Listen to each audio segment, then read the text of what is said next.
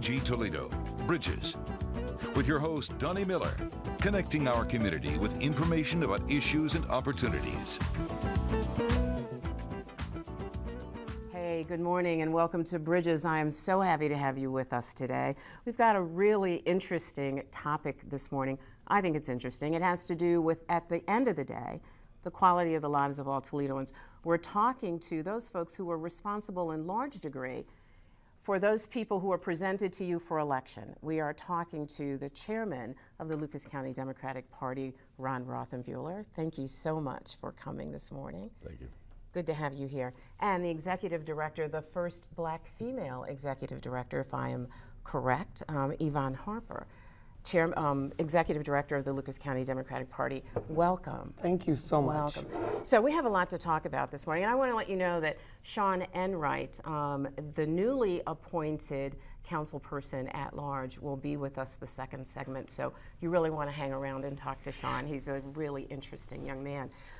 Let's put this conversation in some perspective for people, if we can. We are really talking about the perception by the community that the Democratic Party is in large part responsible for deciding who gets presented to the public for election, okay? That's the perception. I know that you are not entirely responsible for that. People have the opportunity to run for office with your endorsement, with your blessing, without your blessing. I get that. Absolutely. But we also know that Lucas County is a strongly Democratic county. We know that as well.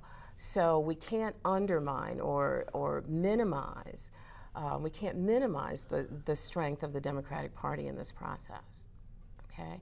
I'm gonna ask you this straight up. Are you guys falling apart? It looks pretty fractured right now. It looks pretty much like there's chaos going on right now.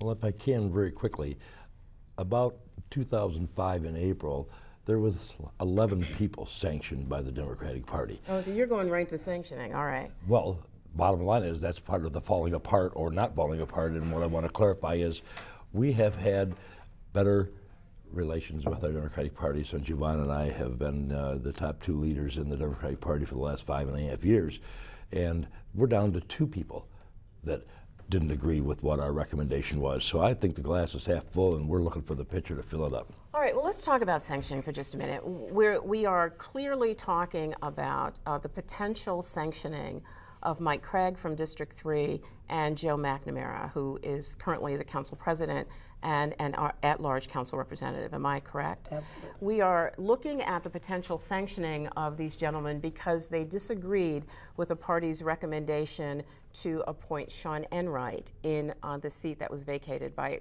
Democrat Phil Copeland. On point so far? Correct. Yeah. Okay, so let's talk about this sanctioning process for just a moment. What exactly does sanctioning mean inside of the party? Well, very quickly, our bylaws provide under Section 6 3 reasons that you can be removed from the executive committee. We have not decided what we're going to do. The committee will be appointed by me, and Yvonne and I will sit on that committee, and we will then decide what we're going to do, up to and including potential special called meeting that could include removal of the executive committee.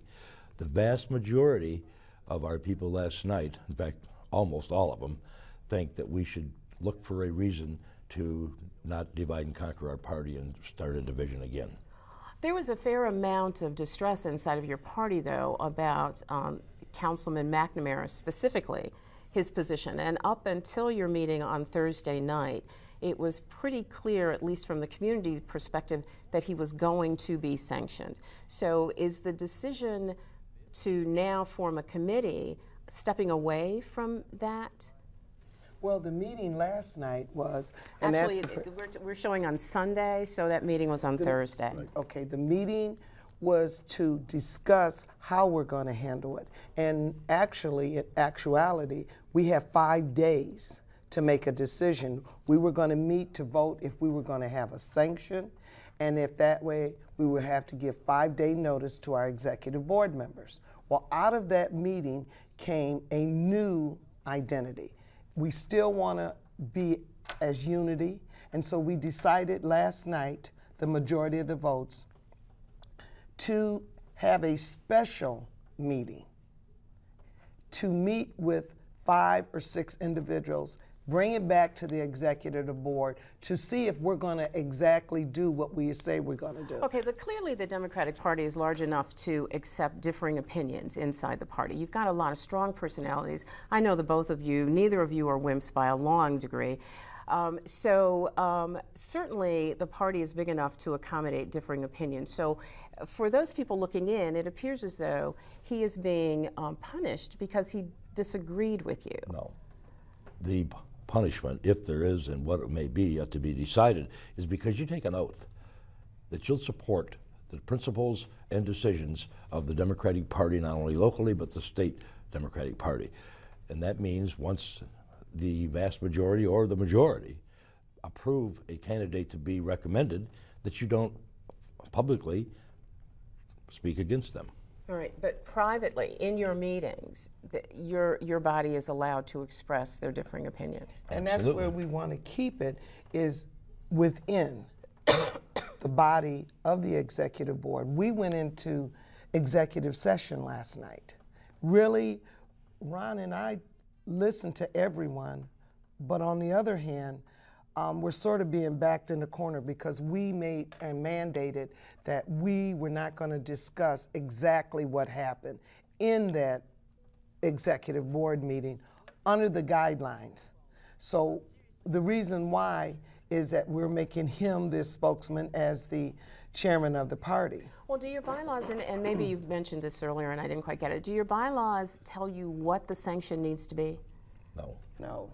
It does only not. says that up to including removal from the executive committee. So you get to craft the particular sanction.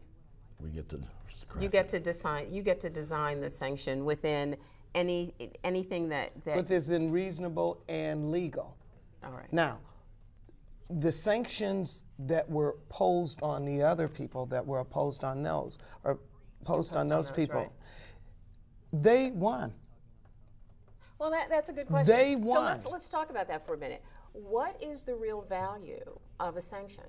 If the purpose is to, what is the purpose of the sanction? Is it to sort of spank them on the bottom and say you were a bad boy and we don't want you to do this anymore? Please. It's up to and including the removal from the executive committee. There is a lot of other room for other conditions that we may or may not apply with this committee.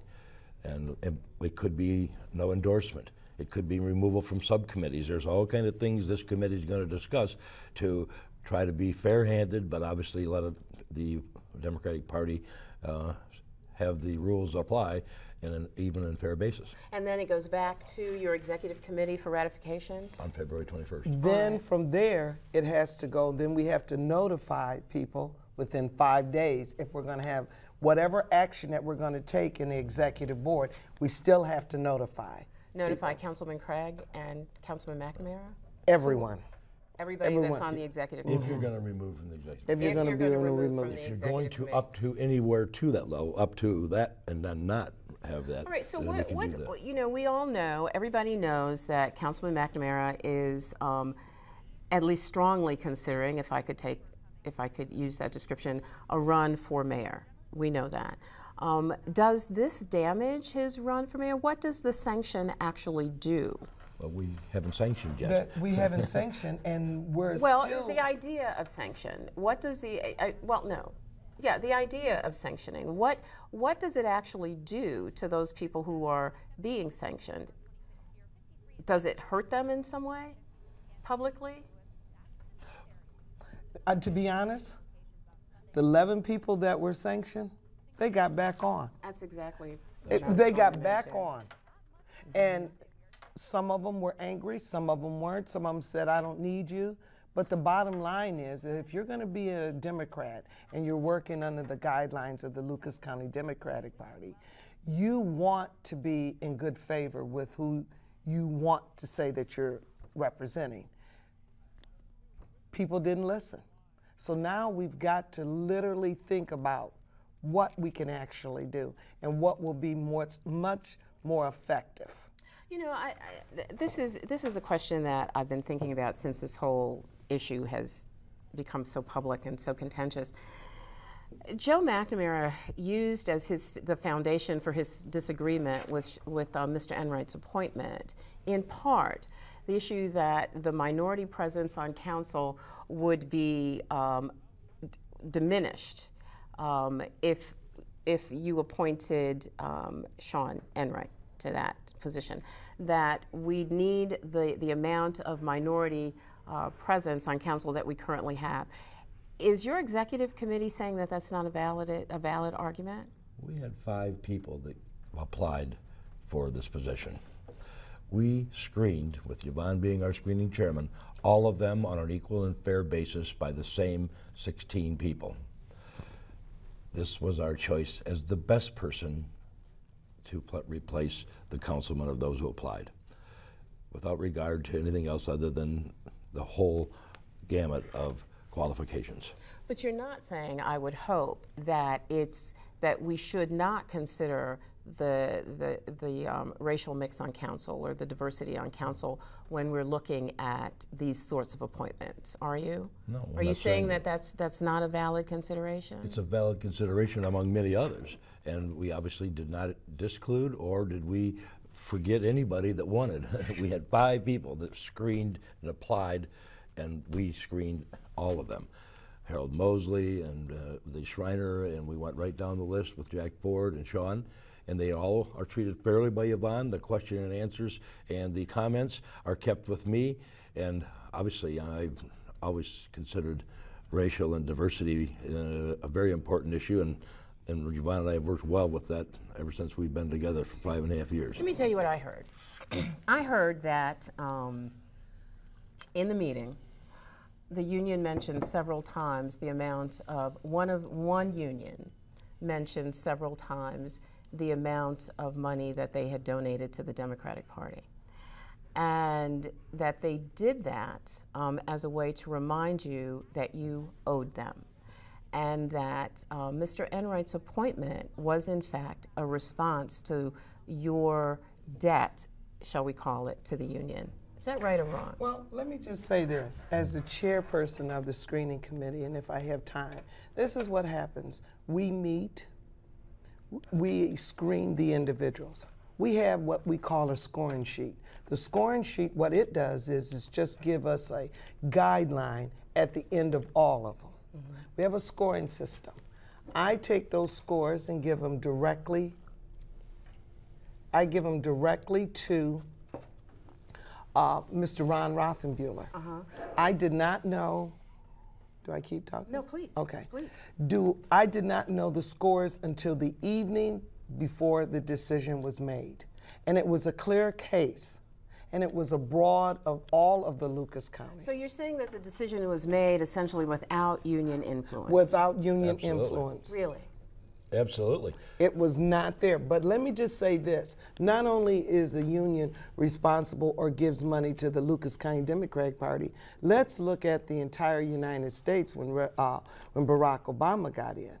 The union played a very important part in him getting elected and giving out dollars. Not only dollars, but hours, thousands of hours that they spent on calling people, walking door to door. It was a collective area with everybody. Absolutely. But the point, though, is that while the process allows for lots of input and lots of opportunity for people to be a part, that's very different than someone actually requiring that their decision for the appointment be followed. And what I hear you say is that that didn't happen in this case. This that the did union not happen. Did It not. hasn't happened in any of our cases. All right. We've been fair. This didn't happen. All right, so it sounds like you guys have, we have just a few seconds left in it. It sounds like you all have some work ahead of you, that you've got some hard decisions ahead of you. It sounds like we're going to have some really interesting articles in the Blade coming up. Great reading over coffee in the morning. Good luck with all of that. Thank you so much for being with us this morning. Thank you. Stick around. We are going to have the gentleman who was actually the lightning rod for all of this discussion, Sean Enright, will be with us in our second segment. We'll see you in just a moment.